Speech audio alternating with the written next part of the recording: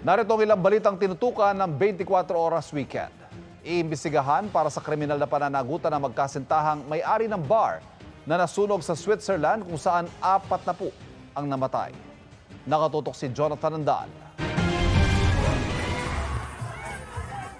Nagdeklara ng 5 araw ng pagluluksa ang Switzerland dahil sa trahedyang pagsabog at sunog sa New Year's Eve party sa bar ng isang ski resort.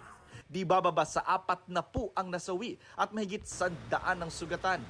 Batay sa paunang investigasyon ng Swiss authorities, nagmula ang sunog sa fountain candles na inilagay sa mga bote ng alak.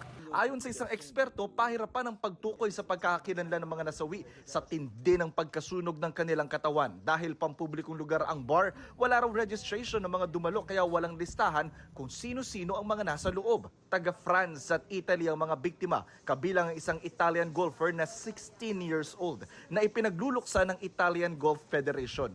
Inaalam naman ng ating Department of Foreign Affairs kung may Pilipinong kasama sa mga biktima. Para sa GMA Integrated News, Jonathan Andal, nakatutok, 24 Oras.